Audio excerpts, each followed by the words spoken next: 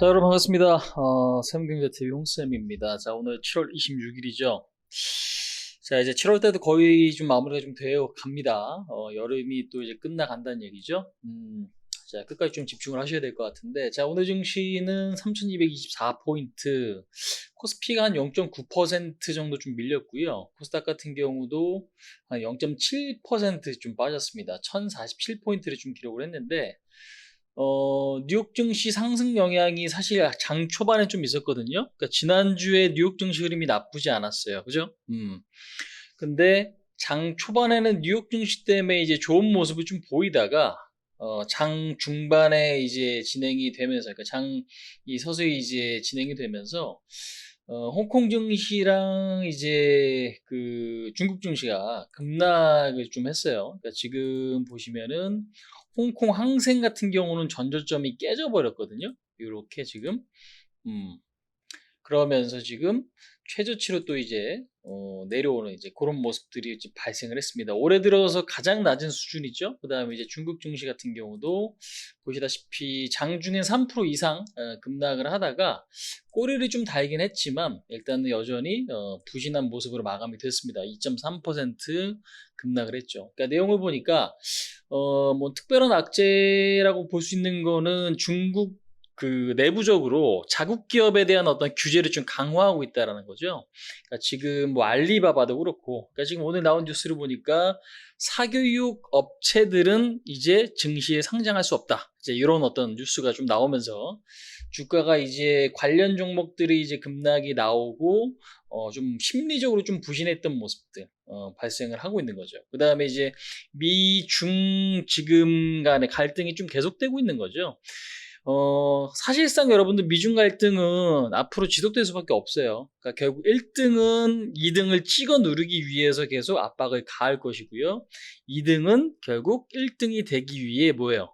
노력을 좀 많이 하겠죠. 이제 그런 어떤 과정에서 으르렁거리는 상황들이 만들어질 수밖에 없다. 이제 우리는 그러니까 그 상황들을 좀 이해할 수밖에 없는 것 같습니다. 그래서 일단은 이제 그런 어떤 부분들이 투심에 좀 좋지 않게 좀 작용을 한 거죠. 그래서 홍콩 항생 같은 경우는 지금 3.6% 이제 급락으로 마감이 좀 됐고, 상해 같은 경우는 3% 이상 빠지던 것이 2.3% 정도까지 회복을 했다라는 거 우리가 확인하실 수가 있겠습니다. 그래서 일단은 부진한 모습들 지금 발생이 됐고요.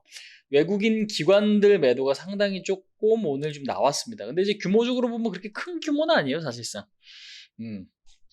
엄청나게 큰 매도를 좀 함으로써 지금 시장을 이탈하는 그런 심리는 아니고, 아침에 올랐던 시장이 꾸준하게 매물이 이런 식으로 이제 계단식으로 나오다 보니까 아무래도 이제 실질적으로 이제 투자자들 심리 자체는 그렇게 좋지 못했을 거다라는 거죠. 근데 이제 오후장 들어서 저점 매수가 조금 들어왔고요. 그 다음에 이제 외국인들의 어떤 선물도 한 2천억 정도는 저점 매수가 좀 들어오면서 어떤 하방 경직에 대한 가능성은 좀 비춰주는 이제 그런 시장 흐름이었다라는 거 우리가 확인을 해 보실 수가 있겠습니다. 그래서 이번 주 있을 게 여러분들 애플, 그 다음에 뭐 MS, 마이크로소프트죠.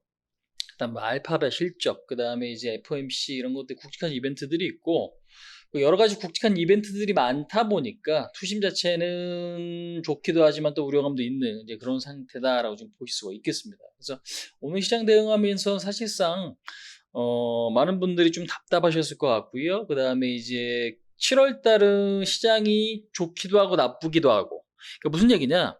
종목은 굉장히 좀 탄력적이었지만 대응을 잘못했다면은 수익보다는 손실 날 수 있었던 시장이다라는 거죠. 그래서 일단은 투심 자체는 그렇게 좀 좋지 않은 시장이 7월 시장이 아닌가 이제 그렇게 보실 수가 있겠습니다.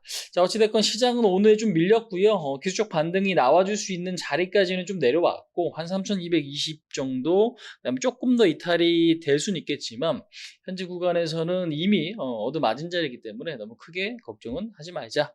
단, 변동성이 커질 수 있는 이제 그런 위치이기 때문에 우리가 거기에 대한 대비는 항상 할 필요가 있겠다. 그렇게 좀 정리해 볼 수 있겠습니다. 자, 오늘도 이제 종목을 한번 좀 봐야 될 텐데, 자, 여러분들 이제 오늘은 이제 도이치모터스에 대해서 좀 보도록 하겠습니다. 제가 그동안에 이제 뭐 이데일리 방송에서도 그렇고요. 그다음에 이제 그동안에 많이 언급드렸던 이제 종목입니다. 사실상 이름에서도 좀 보실 수가 있겠지만 도이치모터스, 그러니까 독일차를 우리나라에 수입해다가 파는 이제 그런 어떤 퍼블리싱 사업을 하고 있는 거죠. 근데 이제 도이치 아우토라는 자회사, 그다음에 도이치 파이낸셜 뭐 이런 어떤 기업들이 또 이제 자회사 계열사로 좀 있는 건데 중요한 건 뭐냐면 이제 최근에는 윤석열 관련주로 좀 엮이는 이제 그런 모습들이 또 발생이 되기도 했고 부정적인 뉴스로 인해서 주가가 좀 밀리기도 했습니다. 하지만 오늘 실적 발표가 되면서 서프라이즈가 좀 나왔거든요. 서프라이즈 실적이 발표가 되면서 어제 오늘 사실상 좀 좋은 모습들이 발생을 했는데 뭐 간단하게 좀 보겠습니다. 2분기 실적이 지금 영업이익이 207억, 매출액은 4,929억입니다. 그러니까 매출액은 한 40% 증가했고 영업이익은 한 2% 정도 작년보다 좀 증가했다. 그다음 당기순이익은 흑자 전환했다. 이제 그렇게 발표가 좀 됐어요. 근데 이제 중요한 건 제가 항상 강조드렸던 부분이 이 부분이죠. 포르쉐를 취급하는 도이치 아우토. 그러니까 결국에는 포르쉐를 갖고 싶어하는 수요자들이 굉장히, 그러니까 수요가 굉장히 좀 많거든요. 내가 돈 좀 벌었어. 나 어떤 차 사고 싶어? 저는 독일차요. 독일차 중에서 어떤 거요?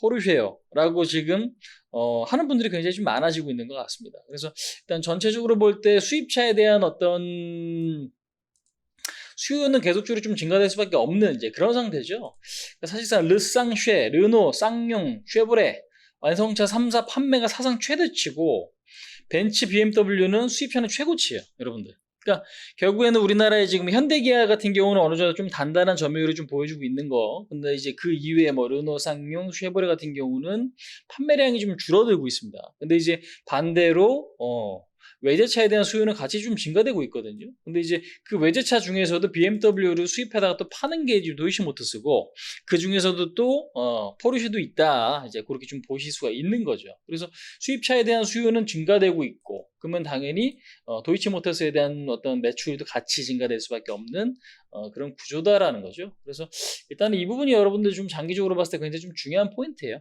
사고 싶은 제품을 수입해다 파는 업체들에 대한 수요는 당연히 수혜는 있을 수밖에 없다라는 거죠. 그래서 도이치모터스 실적이 좋았고 르쌍쉐 사상 최저 판매를 좀 기록을 했고요. 그 다음에 수입차는 계속적으로 점유율이 높아지고 있다. 이 부분들 확인을 하실 수가 있겠습니다. 그래서 도이치모터스 같은 경우는 윤석열 지금 관련해서 주가가 이제 어느 정도 하방 경직을 찍고 마무리가 좀 되어가는 이제 그런 모습인 것 같은데 보시면은 지금 박스권이거든요. 그래서 박스권이 여러분들 굉장히 좀 중요한 부분이 뭐냐면 그러니까 내가 대응해야 될 구간이 명확하다라는 거예요. 그러니까 그 지난번에 잡았던 7월 초의 바닥 있죠. 그러니까 요 자리가 훼손되지 않는다라고 하면 결국에는 다시 어디에요? 박스 상단 내지는 돌파 가능성 내지는 계속 횡보 흐름을 우리는 좀 기대해 보자. 근데 이제 실적이 개선될 수 있는 요인은 사실상 경기가 좋아지면 수입차에 대한 어떤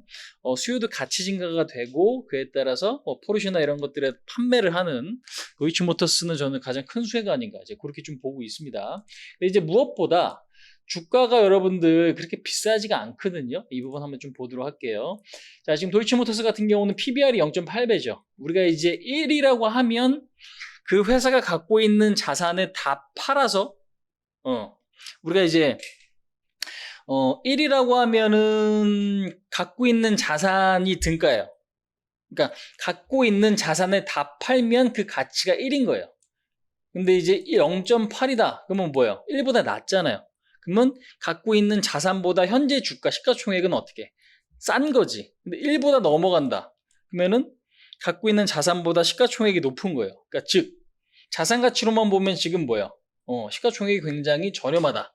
우리가 그래서 이제 PBR, 뭐 PER 이런 어떤 지표들을 같이 산출하는 데 있어서 많이 쓰거든요. 근데 이제 0.8이라는 건 갖고 있는 자산, 그러니까 지금 현재 부동산이라든지 이런 어떤 자산 가치에 비해서도 그러니까 시가총액은 낮다라는 거죠. 그래서 1까지 올라간다고 가정을 해보면 0.8이면 25%의 어떤 상승 여력도 있을 수 있다.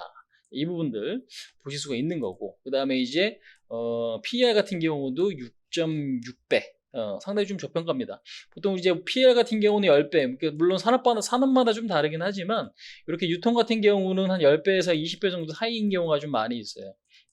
이 부분들도 좀 보실 수가 있고. 그래서 주가도 싸고 모멘텀도 있고 주가도 그동안에 많이 올라가지 못했던 상황에서 오히려 이제 윤석열 관련된 어떤 이제 그런 어떤 이슈들은 점진적으로 시장이 좀 녹아들어 있기 때문에 악재는 서서히 어떻게 반영이 되어 가고 있다. 이제 이 부분들인 거고요. 그다음에 실질적으로 배당 수익률 같은 경우도 우리가 좀 기대를 해볼 수 있는 거고 2분기도 어닝 서프라이즈가 좀 발생을 했어요. 그래서 실적 기대감 있었는데 더 좋은 실적이 좀 발표가 되면서 주가가 앞으로 조금 더 상승 여력도 있다. 이제 그렇게 좀 보실 수가 있는 거죠. 그다음에 이제 코로나 시국이긴 한데 코로나가 어느 정도 조금 개선이 된다고 하면 당연히 국내 내수에 관한 이제 어떤 이제 그런 이제 소비재들 있죠. 이제 그런 것들에 대한 수요도 같이 증가될 가능성이 높기 때문에 주가는 오히려 이제 작년 고점 자리를 이제 넘어간다. 그러니까 즉 신고가를 볼 가능성도 높아지는 거죠. 그래서 오히려 이제 모든 어떤 상황들이 조금 개선된다고 하면 제가 볼 때는 한 요 정도까지는 열어둘 수 있고 그 이상도 좀 가능할 것 같아요. 다만 지금 뭐 시장 분위기라든지 아니면 어떤 코로나 상황이라든지 이런 것들이 좀 감안을 해본다면 현재로서는 요 박스권이 조금 더 연장될 가능성도 있다. 저 그렇게 좀 생각이 듭니다. 그래서 지금 자리에서는 뭐 단기적으로 좀 본다기보단 어떤 그런 모멘텀에 여러분들 좀 집중을 하시는 그런 전략으로 가신다고 하면 저는 오히려 이제 7,000원짜리가 훼손되지 않는 선에서는 지금 자리에서도 좀 관심 있게 좀 보셔야 될 부분이 아닌가 그렇게 좀 설명을 드릴 수 있을 것 같습니다. 그래서 모멘텀에 집중을 하신다면은 뭐 괜찮지 않나? 그렇게 좀 말씀을 좀 드려보도록 하겠습니다. 그래서 도이치모터스는 가장 중요한 건 여러분들 악재는 일단 반영이 되어가고 있고요. 악재라는 건 말씀드린 대로 윤석열 관련해서 주가 조작이 진행됐던 거 아니냐 이제 이런 어떤 뉴스들이 있거든요. 근데 이제 그럼에도 불구하고 주가는 이제 어느 정도 좀 바닥을 찍고 전 저점 이탈 없이 반등을 좀 보이고 있다라는 거죠. 그러니까 시장에서도 외국인이나 기관들이 그런 이슈를 모를 리 없잖아요. 그죠?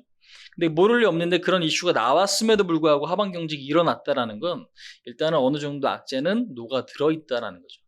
그 부분들 좀 기억을 하셔야 될 것 같습니다. 그래서 오히려 좋은 쪽은 뭐 BMW라든지 포르쉐에 대한 어떤 수요는 앞으로 더 증가될 가능성이 높다라는 거고 경기 상황이 조금 더 개선됐을 때는 주가 상승 탄력도 조금 더 강화될 수 있다. 그러니까 오히려 이런 지금 박스권일 때는 관심 있게 조금 바라봐야 된다. 그다음에 이제 너무 단기적인 추세보다는 좀 중장기적인 추세로 좀 보신다고 하면 일단 12,000원 라인까지도 열릴 있는 이제 그런 어떤 흐름이니까 오히려 이제 2020년도 고점을 넘어가면 2019년도 고점이나 그 이상도 가능하다. 좀 전에 말씀드렸다시피 우리가 좀 봐야 될 부분들이 이제 그런 부분들이 있는 거니까요. 그렇게 좀 집중을 하셨으면 좋겠습니다. 자, 요 정도까지 여러분들 좀 말씀을 좀 드리고 도이치모터스는 마무리 짓도록 하겠습니다. 수고하셨습니다.